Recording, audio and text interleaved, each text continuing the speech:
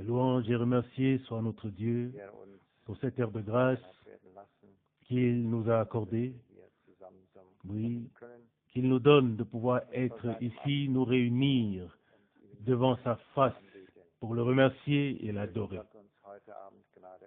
Que Dieu puisse nous faire grâce ce soir et que nous puissions nous exclamer avec le psalmiste, comme nous le savons tous dans le psaume 122. Ici, le psalmiste dit, psaume 122, verset 1, « Je me suis réjoui quand on m'a dit, allons dans la maison du Seigneur. Et maintenant, nos pieds se tiennent dans tes portes, Jérusalem.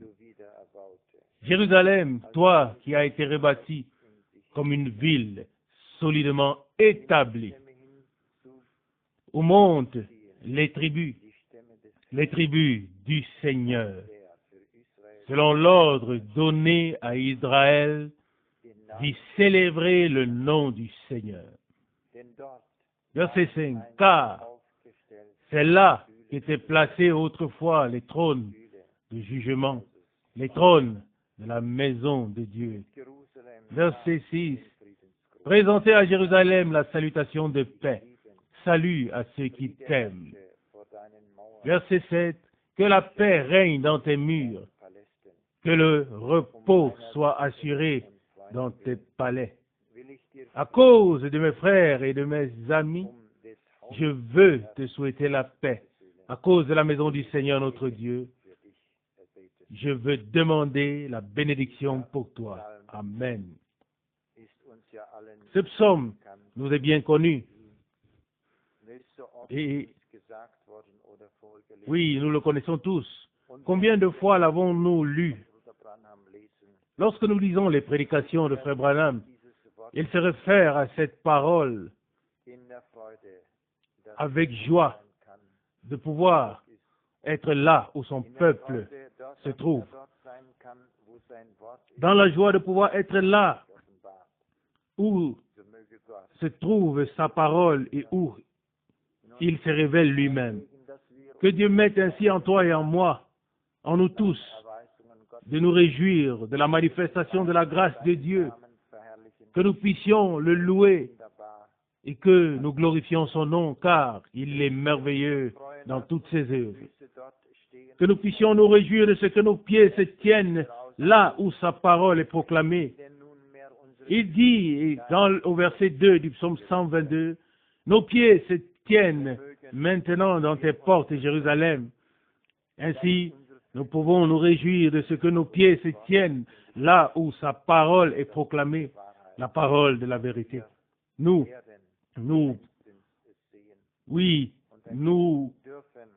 pourrons un jour le voir et reconnaître que la grâce qui nous a été accordée, que le privilège qui nous a été accordé d'entendre la parole de la vérité. Et nous savons, comme le psalmiste l'a exprimé ici, disant que toutes les tribus d'Israël étaient destinées à y aller ou à y louer le nom du Seigneur selon l'instruction valable pour Israël. Et nous aussi, nous voulons le louer pour le privilège qu'il nous a accordé, de ce qu'il nous a donné un lieu où nous pouvons le louer et l'adorer. Levons-nous pour l'adorer. Fidèle Dieu, ensemble, nous venons encore une fois devant ta face en cette heure et nous te remercions de ce que tu nous as encore réunis avec tant de grâce et comme un Père, Seigneur Dieu, que nos pieds puissent se précipiter, ô Seigneur, là où ta parole est proclamée, ô Seigneur. Nous te remercions. Accorde-nous, accorde-moi à chacun la grâce, ô Dieu, de recevoir dans nos cœurs ce que nous entendons, ô Seigneur, car tu l'as destiné pour ton peuple. Comme nous venons de le lire, Jérusalem était destinée pour les tribus qui devaient y louer ton nom, ô Dieu. Accorde-nous ta grâce pour que nos cœurs s'ouvrent. Ô Seigneur, nous voulons te louer et glorifier ton nom, mais de nous-mêmes, nous ne sommes pas capables. Ô Seigneur, accorde-nous la grâce et la force, ton bon Saint-Esprit, ô Seigneur. Nous te le demandons en ton nom Jésus-Christ. Parle-nous encore ce soir et laisse-nous t'élever. Amen. Amen. Nous nous asseyons. Louange et remerciements soient rendus au Seigneur pour le privilège que nous avons encore d'être ici pour adorer. Il n'y a rien de plus beau que d'être en accord avec ce qui nous a été lu. Savoir qu'une joie profonde nous remplit lorsque nous pouvons venir ou aller dans la maison du Seigneur. Oui, quand nous quittons ce lieu, nous devrions être tristes parce que c'est déjà fini. Mais quand nous venons ici, cela devrait nous réjouir au plus profond de notre âme. C'est une grâce de se réunir devant la face de Dieu. Et dans cette prédication, le frère Branham dit, j'aimerais déjà me prosterner à cause de la présence de Dieu dans la réunion. Nous ne savons pas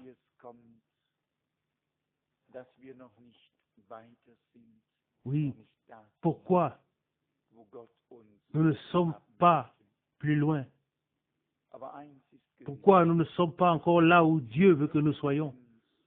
Mais une chose est sûre, nous devons devenir plus conscients de ce que ça signifie d'être rassemblés devant la face de Dieu.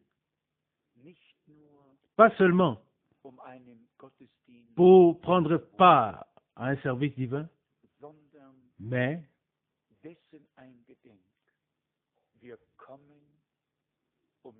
ayant à l'esprit que nous venons pour parler à Dieu.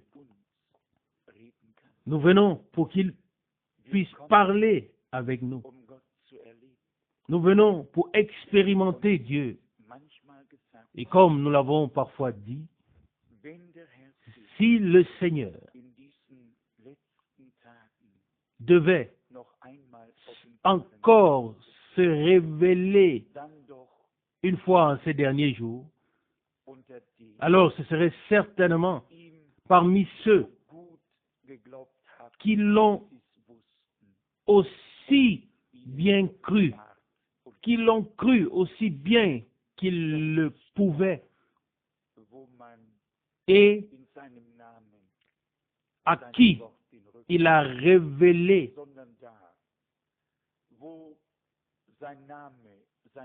à qui il a accordé et donné sa révélation.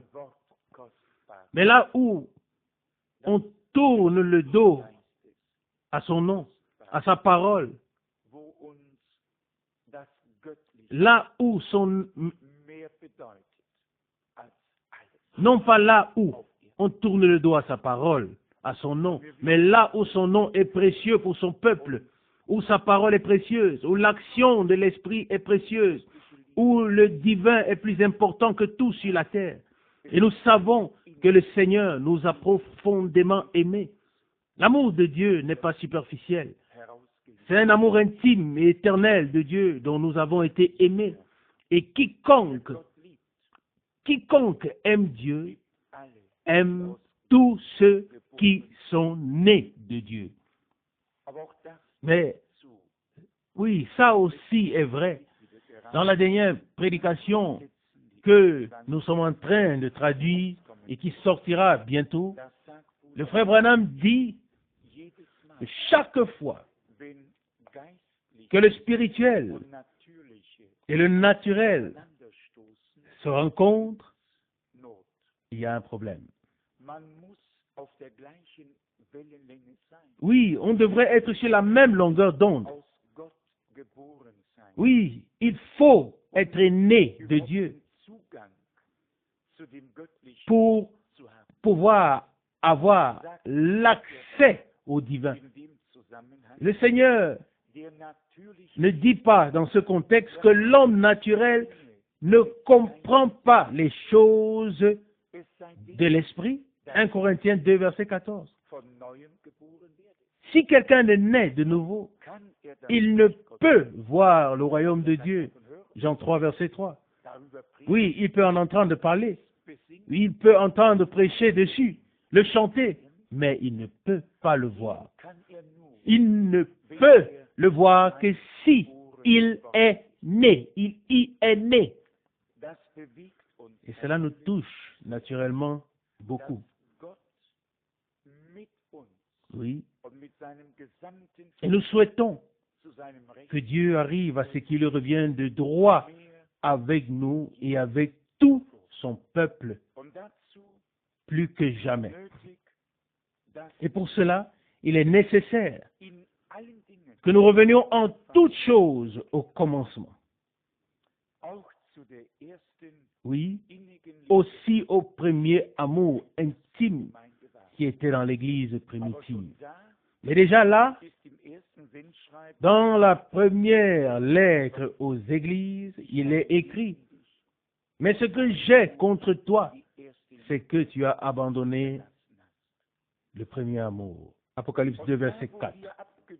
Et là où nous sommes écartés, ça aussi nous l'avons entendu, là où nous nous sommes écartés, nous devons revenir. Dieu doit se sentir à nouveau à l'aise au milieu de nous. Si quelqu'un connaissait le chemin pour y arriver, alors nous voudrions tous entendre comment atteindre le but. Je pense qu'en premier, nous devons tous, premièrement, nous réjouir de notre rédemption. La certitude d'avoir été pardonné devrait réjouir quiconque a été jugé et condamné, quelles que soient les circonstances qui nous entourent extérieurement. J'ai dû penser à ce que le frère Rousse mentionne ou a mentionné de temps en temps dans le passé à propos de Paul et Silas en prison. Ils chantaient des louanges à minuit. Acte 16, versets 23-25. Ils auraient pu se plaindre, murmurer en disant, Dieu, maintenant que nous avons témoigné pour toi, nous avons été correctement battus et mis ici en prison. Ils auraient pu, après tout cela, se quereller de tous les côtés avec eux-mêmes et avec le monde entier. Mais voilà, ils chantent. Et ils chantent avec une telle ferveur, pas pour se donner en spectacle, pas pour faire entendre leur voix, mais pour honorer, donner gloire à Dieu.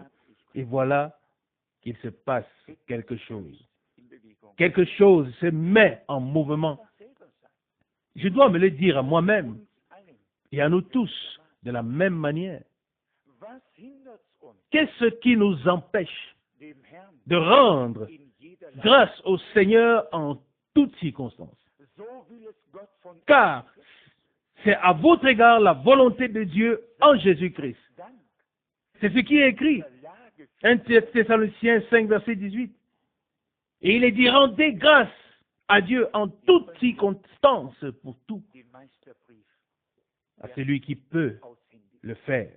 Nous voulons donner un diplôme. Oui, qui peut le faire? Mais nous tous, nous sommes en chemin. Nous sommes encore à l'école. Et nous voulons nous conformer à la parole de Dieu. Nous n'y parviendrons pas de nous-mêmes, mais avec l'aide du Seigneur. J'en suis sûr, nous y parviendrons. Oui, j'ai constaté que toutes les plaintes concernant la détresse, les afflictions et toutes les offenses ne font que rendre malade et ne créent absolument aucune aide, ni pour celui qui se plaint, ni pour ceux qui écoutent ses plaintes. Vous savez, autrefois, j'ai toujours pensé que des personnes âgées, lorsqu'elles se réunissaient, se plaignaient chacune de leurs maladies. Mais cela n'a amélioré la situation d'aucun d'entre eux. Tout est resté comme avant. Et nous faisons parfois la même chose spirituellement. Nous nous plaignons et personne, la situation de personne n'a jamais été améliorée par ces plaintes. Au contraire, nous nous enfonçons dans une détresse encore plus grande et nous perdons la joie dans le Seigneur. Non, nous ne perdons pas le Seigneur, mais nous perdons la joie. Et la joie dans le Seigneur est notre force. Amen. Néhémie 8, verset 10. Il y a des passages bibliques que nous lisons parfois sans lire. Et si nous les examinons un peu plus près, alors il y a une si profonde vérité dans ces passages que nous tous nous devons écouter, que nous tous nous devons prendre à compte si nous voulons être heureux. La joie dans le Seigneur est notre force. Oui, on peut certainement le dire. On peut certainement dire, oui, quand on est dans une profonde détresse et que tout est si odieux, et ainsi de suite. Oui, qu'est-ce que le Seigneur a à voir avec cela? Il ne nous a fait aucun mal jusqu'aujourd'hui. Alors notre attitude envers lui devrait être identique dans toute situation de la vie. Advienne ce qui voudra. Oui, nous devons nous laisser le dire une fois pour toutes. Oui, certes, un peu, peut-être se plaindre. Oui, à mon travail, il y a ici ceci et cela. Oui, chez l'autre aussi. Il y a partout des choses que l'on voit différemment chaque jour et que l'on pourrait critiquer. Et pour ceux qui veulent s'en occuper, on pourrait leur prescrire une journée de 25 heures parce que 24 heures ne suffirait peut-être pas. Mais tout cela ne mène à rien. Tout au contraire. Cela nous rend tristes. Cela nous décourage. Et là, il y a deux choses. Il y a une tristesse divine dont il est écrit que personne ne s'en repentira. Une souffrance divine à propos de l'état spirituel. Et puis nous levons les yeux vers le Seigneur pour qu'il change cet état et qu'il aide. Et c'est pourquoi nous sommes ici ce soir. Non pas parce que nous avons déjà tout, mais parce que nous savons que Dieu a tout ce dont nous avons besoin. Et si nous comprenons vraiment cela, si nous comprenons que Dieu a tout ce dont nous avons besoin, et j'ai aussi dû y réfléchir depuis dimanche matin, c'était l'une des prédications les plus puissantes qui soit. J'ai eu du mal à me retenir. Tellement cela m'a saisi au plus profond de moi-même. Qu'est-ce qu'un service divin dans lequel Dieu ne peut pas nous servir? À quoi servent toutes les réunions si Dieu n'y vient pas à ce qui lui revient de droit? À quoi sert toute la prédication des mystères de Dieu si le mystère de Christ n'est pas révélé par notre vie? Amen. Alors tout cela n'est qu'un enseignement théorique. Et si nous devrions passer un examen à ce sujet, nous saurions peut-être toutes ces choses. Mais qu'en est-il dans la pratique? Nous l'avons entendu dans cette parole ici, Psaume 122. Verset 1. Je me suis réjoui lorsqu'on m'a dit, allons dans la maison du Seigneur. Et on le voit encore aujourd'hui parmi le peuple juif. Quand ils lisent un tel psaume, notre frère Goeckle l'a aussi mentionné une fois, quand ils lisent un tel psaume, alors ils ont les larmes dans les yeux.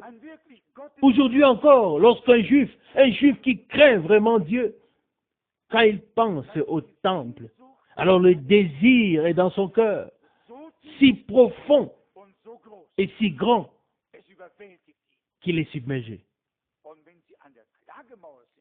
Et quand ils sont devant le mur de lamentation, il n'y a pas un seul qui oublierait de prier que le temple leur soit à nouveau donné, pour qu'ils puissent y aller pour adorer. Amen. Ils savent que c'est ce qui leur a été ordonné. Au jour de Moïse, c'était le tabernacle, la tente d'assignation, et Dieu descendait dans la gloire et parlait avec Moïse comme avec aucun autre prophète, face à face.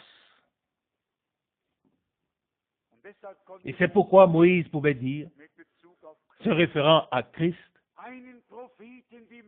le Seigneur, ton Dieu, te suscitera du milieu de toi, du milieu de ton peuple, un prophète comme moi. Vous l'écouterez. Deutéronome 18, verset 15.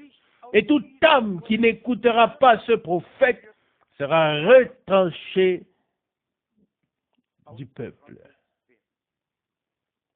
Acte 3, 23. Dieu n'est pas resté sans témoignage depuis le commencement. Il a marché dans le jardin d'Éden au crépuscule et a visité Adam et Ève. Genèse 3, verset 8. Il voulait communier avec nous.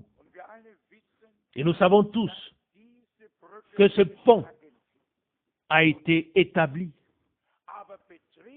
Mais c'est à nous d'y poser le pied et de le traverser. Je l'ai dit ici récemment, le chemin de Dieu n'est pas un sens unique, mais il peut être emprunté dans les deux sens. Dieu s'est abaissé jusqu'à nous. Il nous a fait grâce afin que nous puissions monter vers lui. Amen. Toutes ces pensées sont merveilleuses. Mais comment cela se manifeste-t-il dans notre vie de foi pratique? Si l'on prend les saintes écritures vraiment au sérieux, et nous devons le faire, alors être croyant implique vraiment une confirmation divine, une réponse divine. Sans une réponse divine surnaturelle, nous n'avons pas de réponse. Et ta réponse et la mienne ne serviront à rien, ni pour toi, ni pour moi. C'est pourquoi, même en concernant déjà en avance la Pâque, il ne s'agit pas d'une fête que nous devons célébrer avec un nouveau costume, avec une nouvelle chemise, une nouvelle cravate ou un nouveau vêtement. Ce n'est pas ce que signifie la Pentecôte. La Pentecôte signifie que Dieu a répandu son esprit sur son peuple. Amen. Qu'il s'agisse d'un vieux costume ou d'un nouvel habit, ce n'est pas ce qui compte, mais une réponse de Dieu. Amen. Non plus comme une parole de promesse, mais comme l'accomplissement de la parole de promesse. Gloire à Dieu. C'est exactement ce qui s'est passé pour notre Seigneur.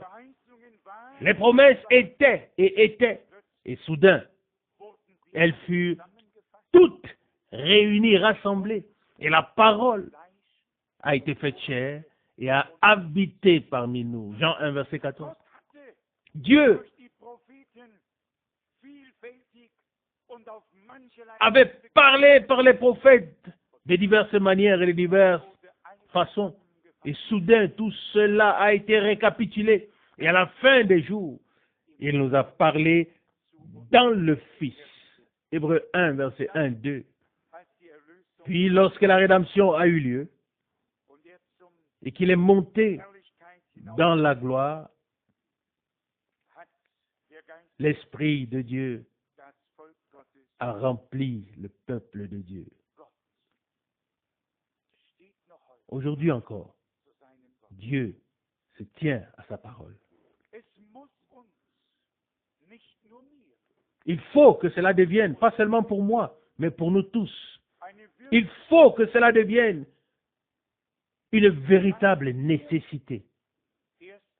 Que nous ayons, premièrement, une conversion biblique, une nouvelle naissance biblique, un baptême biblique de l'Esprit, que tout ce que nous lisons dans les Saintes Écritures et qui a été promis aux croyants, que nous puissions l'expérimenter et que nous le recevions, comme ceux du commencement. Autrement, nous ne pourrons jamais être une église biblique. Oui, nous pouvons présenter, exposer ce à quoi elle doit ressembler, tout ce qu'elle doit assumer comme fonction, mais ce serait à nouveau seulement une théorie. Mais que Dieu puisse faire de nous des personnes qui croient en lui de tout leur cœur et qui lui font confiance de tout leur cœur. Comme nous l'avons souvent dit, Dieu et sa parole sont dignes d'être crus, car c'est ainsi que c'est écrit. Dieu n'est pas un homme pour mentir. Nombre 23, verset 19. Lui, le glorieux, qui est digne d'être glorifié, n'a jamais rien dit qu'il n'a pas tenu ou qu'il ne soit pas vrai. Ici, il était question du peuple d'Israël, oui, qu'il puisse se rendre dans la maison de Dieu, à Jérusalem. Et c'est là que se rendaient toutes les tribus du Seigneur. Et qu'est-ce qui nous frappe là-dedans?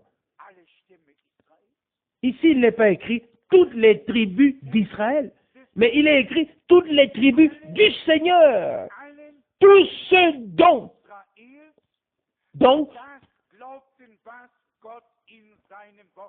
il est question de tous ceux de toutes les tribus d'Israël qui ont cru ce que Dieu a dit dans sa parole. Ils partirent indépendamment de ce que faisaient les autres et qui restaient en arrière. Mais les tribus du Seigneur, elles partirent pour le lieu d'adoration. Pour eux, la parole de Dieu était un commandement. Quoi qu'il y ait à faire, il faut reconnaître cela au peuple du juif. On peut dire qu'ils savent bien agir, mais quand il s'agissait d'obéir à la parole de Dieu, ils le faisaient. Ils savaient ce qu'il fallait faire. Quand ils faisaient quelque chose, c'était au jour prévu à cet effet. Mais quand arrivait le jour du Seigneur, la fête de Dieu, ils faisaient ce qu'il fallait faire. Et il est dit ici, Psaume 122, verset 6, « Présentez à Jérusalem la salutation de paix. Salut à ceux qui t'aiment. » Verset 7, « Que la paix règne dans tes murs. Que le repos soit assuré dans tes palais. » Verset 8, « À cause de mes frères et de mes amis, je veux te souhaiter la paix. À cause de la maison du Seigneur, notre Dieu, je veux demander la bénédiction pour toi. Amen. Dans le Nouveau Testament, il y a quelques passages qui parlent de la maison de Dieu. Et il est dit ici dans Hébreux chapitre 3 que nous sommes la maison de Dieu. Hébreux chapitre 3, verset 5. Pour Moïse, il a été fidèle dans toute sa maison comme serviteur pour rendre témoignage de ce qui devait être annoncé comme révélation. Verset 6. Christ, en revanche, est fidèle en tant que fils sur sa propre maison, et sa maison, c'est nous. Pourvu que nous demeurions inébranlablement attachés jusqu'à la fin à la joyeuse assurance et à l'espérance dont nous nous glorifions. Amen. Christ est établi sur sa propre maison, et sa maison, c'est nous. C'est ainsi que nous l'avons lu. Et l'Église est également comparée à la ville, à Jérusalem. Dans Hébreux chapitre 12, Hébreux chapitre 12, à partir du verset 22. Vous vous êtes approchés de la montagne de Sion et de la cité du Dieu vivant, la Jérusalem céleste. Amen. Et de plusieurs milliers d'anges pour un rassemblement de fêtes. Verset 23. De l'assemblée des premiers-nés inscrits dans le ciel. À Dieu, le juge de tous. Et des esprits des justes parvenus à la perfection. Et à Jésus, le médiateur de la nouvelle alliance. Et du sang de l'aspersion qui parle mieux que le sang d'Abel. Nous aussi, nous nous sommes approchés, nous sommes venus à la maison de Dieu. Venus dans la nouvelle Jérusalem, la cité de Dieu. Et Paul l'exprime dans la lettre aux Galates, lorsqu'il parle, comparant Agar et Sarah.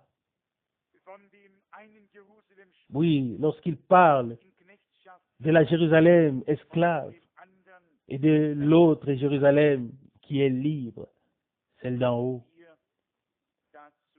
et dont nous faisons partie. Il est dit ici dans Galates chapitre 4, verset 26, « Mais la Jérusalem d'en haut est libre, et c'est notre mère. » Amen. Nous nous sommes approchés de la cité de Dieu.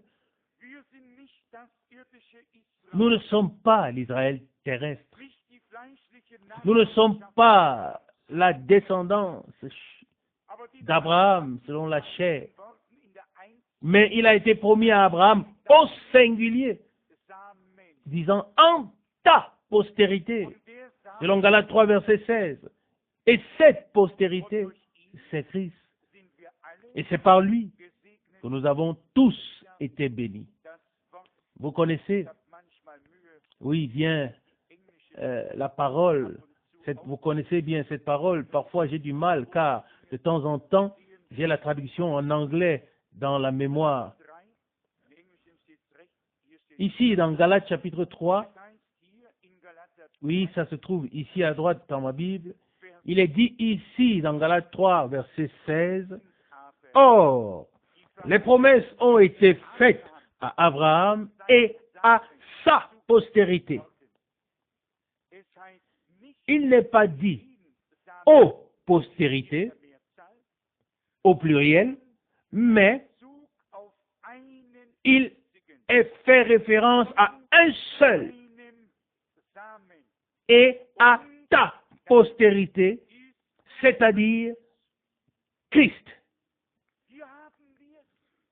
Nous l'avons ici. Ici, nous avons affaire au commencement de la création divine. Nous avons affaire à la semence de Dieu. Nous avons affaire à la parole de la promesse qui a été faite chair. Et nous sommes tous, oui, engendrés et nés de la parole de Dieu et par l'Esprit de Dieu de la même manière. Christ, comme nous l'avons lu, il a dit lui-même, je ne suis pas de ce monde, et vous non plus, vous n'êtes plus de ce monde, selon Jean 17, verset 16. Et il pouvait dire, mon royaume n'est pas de ce monde. Sinon, si mon royaume était de ce monde, mes serviteurs combattraient pour moi. Non, il a apporté un royaume céleste et divin. Et si nous résumons ou saisissons comment Dieu a donné la promesse à la postérité naturelle, oui, il y avait une postérité naturelle selon la promesse. C'était Isaac. Ismaël, lui, nous l'avons compris, était un homme sans promesse, né selon la volonté de Sarah. Dieu avait permis qu'il en soit ainsi. Elle avait perdu la foi que Dieu tiendrait sa promesse et elle a proposé ce qui devait être fait. Et cet homme, Ismaël, comme le dit la Bible, était comme un âne sauvage. Genèse 16, verset 12. Personne ne pouvait le dompter. Tous contre lui, lui contre tous. Les choses n'étaient jamais comme elles devaient être. Mais avec Isaac, c'était le contraire. Un fils de la promesse, bien que né selon la chair. Et c'est pourquoi Dieu a dit, en Isaac,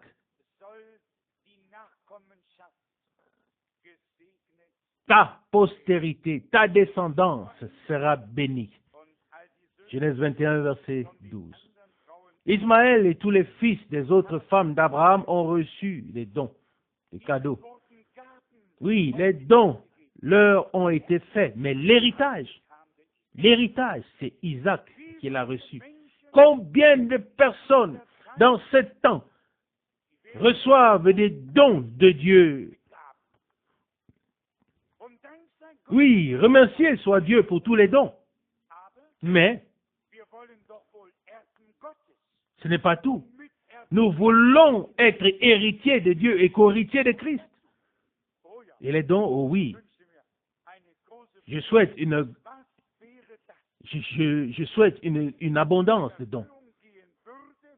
Que serait-ce si ce qui est aussi écrit se réalisait? Mon peuple se rassasiera de mes dons de bénédiction. Est-ce que c'est écrit comme ça? Qui peut s'en souvenir? Oui, j'espère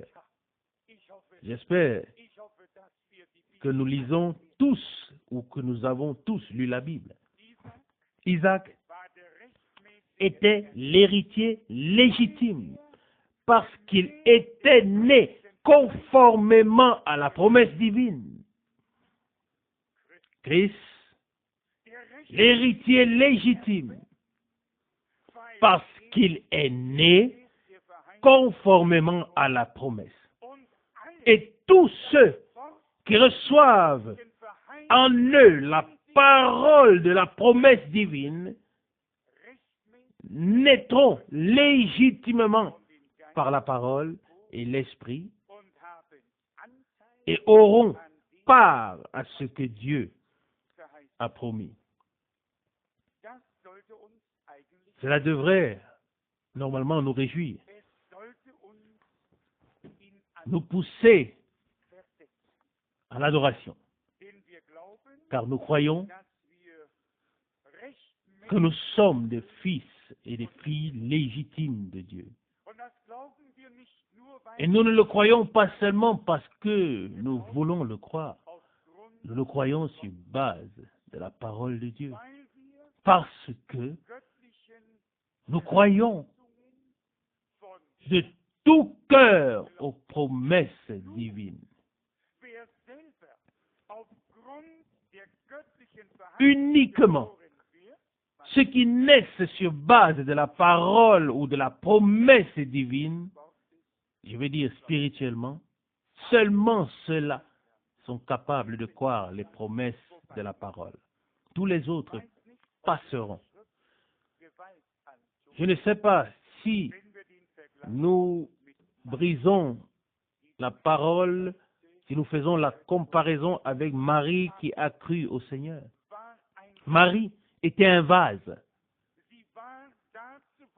Elle était destinée par Dieu à recevoir la parole de la promesse. Amen. Et elle a cru. Et le Saint-Esprit vint sur elle et la couvrit de son ombre. Luc 1, verset 35. Bien-aimés, nous croyons aujourd'hui la parole de la promesse. Et la même chose doit se produire. L'Esprit de Dieu doit venir sur ceux qui croient la parole de la promesse divine. Il n'y a pas d'autre confirmation de la foi. Nous devons le comprendre une fois pour toutes. Marie aurait pu dire pendant 100 ans, je crois et je suis la servante du Seigneur et qu'il me soit fait selon ta parole. Mais rien ne se serait passé. À quoi cela aurait-il servi? Mais là où on croit, il se passe quelque chose. Dieu intervient. La parole devient chair. Elle devient réalité. Elle se manifeste. Ce ne sont pas seulement des paroles que nous prononçons, mais Dieu se tient derrière elles. Quel exemple nous est donné là? La parole de la promesse est donnée. Et Marie demande, comment cela se fera-t-il, et ainsi de suite. Et puis vient la réponse divine. La semence de la parole a été transformée en vie en elle. Transformée en vie divine. Bien-aimés, la parole de Dieu est esprit et vie. Mais la parole doit être engendrée pour la vie par l'esprit. Il n'en est pas autrement. Et je pense qu'à ce moment-là, Marie n'avait plus besoin de demander, de supplier, de lutter. La foi, la foi, la foi, oui, a fait le travail. Si Dieu voit ton cœur et le mien, s'il voit que nous avons reçu sa précieuse et sainte parole comme une promesse divine, cela ne va-t-il pas faire descendre la puissance du Saint-Esprit pour qu'elle vienne sur nous, afin de rendre vivant la parole qui est tombée en nous, pour que la vie divine soit manifestée? Je le répète encore une fois, elle n'a pas eu besoin de lutter, elle n'a pas eu besoin de jeûner, elle n'a pas eu besoin de prier. Chaque chose a sa place. Mais au moment où Dieu commence à agir, alors toutes nos œuvres cessent.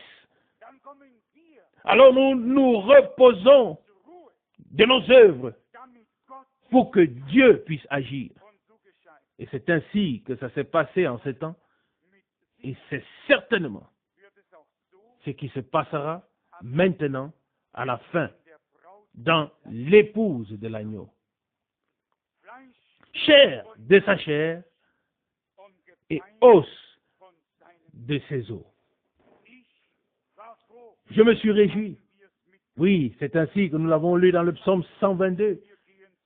Lorsqu'on m'a dit, allons dans la maison du Seigneur. Nous étions dans la joie. Oui, quand nous avons su que maintenant, nous allons nous réunir pour être en communion avec le Seigneur. Et nous sommes encore plus dans la joie lorsque nous pouvons nous présenter, nous représenter sa parole devant les yeux. Oh, comment toutes ces choses divines sont une réalité divine. Comment nous pouvons, oui, nous pouvons vraiment nous y fier. Tout peut s'effondrer, mais ce que Dieu a promis, il le tient certainement. Si nous nous approchons de notre Dieu avec cette conviction de foi et cette attitude de cœur, alors quelque chose doit commencer à bouger. Alors nos cœurs seront en premier secoués. Alors les cœurs de pierre seront ôtés et les cœurs de chair seront donnés. Des cœurs qui peuvent ressentir et qui peuvent recevoir la parole. Les promesses ont été données, mais seulement à ceux qui ont été destinés pour cela. Destinés pour que ces promesses trouvent leur accomplissement en eux. L'ange Gabriel ne s'est pas promené dans tout le pays en demandant, « Toi, femme, aimerais-tu être celle ?» Non. Il savait où il devait aller. Dieu sait toutes choses avec précision. Il savait, lorsqu'il la conduitait pas dans une réunion et que sa parole a pénétré dans ton cœur, il savait que tu la croirais et que tu la recevrais. Est-ce vrai? Dieu a certainement eu du mal avec nous, mais nous avons cru du premier coup. Est-ce vrai ou non? Naturellement. Bien sûr, depuis que nous sommes croyants, nous avons donné beaucoup de fil à retordre au Seigneur. Mais quand l'heure de Dieu a sonné pour nous et que sa parole nous a interpellés, alors il a eu une réponse. Il y a eu une réponse dans notre cœur envers Dieu. Et nous sommes venus à lui. Et il nous a reçus. Et nous aussi, nous pouvons dire, un dans un village, un dans une ville, un dans une campagne, un ici, un là. Le Seigneur est passé devant des milliers de personnes. Mais tout à coup, il a frappé à la porte de ton cœur et à la porte de mon cœur. Et le Seigneur aurait pu nous dire, toi qui as trouvé grâce, Dieu est avec toi. Amen.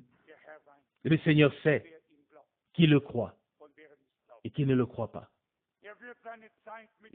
Et il prendra son temps avec ceux.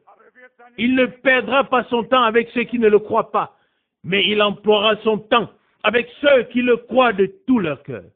Et je pense que ce sont des jours que le Seigneur a fait pour que nous le croyions. Oui, j'aimerais tellement pouvoir croire chaque parole de Dieu de tout cœur et la mettre en pratique. Oui, que je sois une lettre écrite, que tout le monde n'ait pas besoin de lire la Bible, mais que peut-être les gens puissent nous lire aussi, nous comme des lettres. Qu'en nous soit écrit et accompli ce qui est écrit dans la parole de Dieu. Alléluia. Amen. Je me suis réjoui, psaume 122, verset 1, quand on m'a dit, allons dans la maison du Seigneur. Allons à Jérusalem, là où se trouvaient les trônes du jugement, le lieu que Dieu avait choisi, la ville de David, la ville du roi de paix. Amen. Salem, Jérusalem, ville de paix. Amen. Nous sommes venus. Nous nous sommes approchés de la montagne des Sion, de la cité du Dieu vivant, de la nouvelle Jérusalem, des justes arrivés à la perfection, à Dieu, au médiateur de la nouvelle alliance, au sang de l'aspersion. Amen. Oui, tout est là. Le sang de l'aspersion, le médiateur de la nouvelle alliance. La connexion avec Dieu est de nouveau là, réconcilié avec Dieu, réunis avec lui. Bien-aimés, que Dieu nous donne aujourd'hui une nouvelle expérience avec lui-même. Et je vais vous dire comment ça se fait. Si nous saisissons l'occasion qui nous est donnée, et que nous rencontrons notre Dieu dans la prière, et que nous le cherchions, et ce, dans la foi et la confiance. Au moment où le Seigneur nous parle, il veut que nous réagissons. Il veut ta réponse, et il veut ma réponse. Il veut que ta bouche et ma bouche s'ouvrent et soient remplies de ce qui remplit nos cœurs. Et je crois que lorsque nous laissons passer devant nos yeux spirituels ce que nous avons considéré ce soir, alors c'est encore une fois une telle abondance de gloire et de clarté divine qui submerge notre cœur. Et nous ne pouvons que dire, ô Dieu, comme tu es grand, comme tu es miséricordieux. Tu as frappé à la porte de mon cœur. Tu as parlé et nous avons entendu. Nous avons reçu et cru. Seigneur, fais de nous ce qui te plaît. Ajoute ton esprit à ta parole afin que la vie divine se manifeste en nous tous par grâce. Amen. Amen.